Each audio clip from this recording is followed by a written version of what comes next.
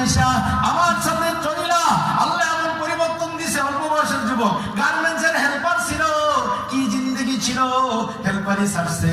আল্লাহু আকবার। আমার কাছে বয়স্ক শাখায় পড়ছে, এরপরে মাদ্রাসায় ভর্তি হয়েছে, কওমি মাদ্রাসায় পড়া, দাওরা পাস কইরা এবার এফটা শেষ করলো। আরে আমার অফিসে কালকে এসে পড়ছে, আমি আমাদের সামনে বসলাম, নাম হইল রাকিব। ডাকতে বললাম, রাকিব, ওই মাওলারে বলিস না, তুই রাকিব ছিলি জানলে হবে। গার্মেন্টসের একজন শ্রমিক, একজন সাধারণ অল্প শিক্ষিত, শিক্ষা দীক্ষা তেমন নাই, একটা সাধারণ শ্রমিক ছিলি, তুই একজন হেল্পার ছিলি গার্মেন্টসের। মালিক তোর এমন সম্মানিত করছে, মালিক এখন তোরে মুক্তি সব বানাইছে। আল্লাহু আকবার। ওরে আমার ওই বয়স্ক শাখায় কইরা অনেক ছাত্র এখন আমার তৈরি হয়েছে, গার্মেন্টস ছাড়ছে, মাদ্রাসায় পড়ছে, অনেকে এখন শিক্ষকতা করতেছে, মুফতি মুহাদ্দিস হইছে। আল্লাহু আকবার। কত চাকরিজীবী বরাবরই আসার পরেও আল্লাহু আকবার, স্থানীয় কথা বলতেছি, দাঁড়িয়ে রেখা চলছে, মালিকের কাছে তাই শুকরিয়া।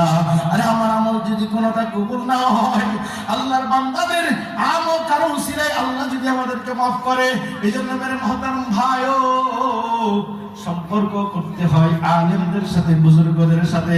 গরম মাতিলের কাছে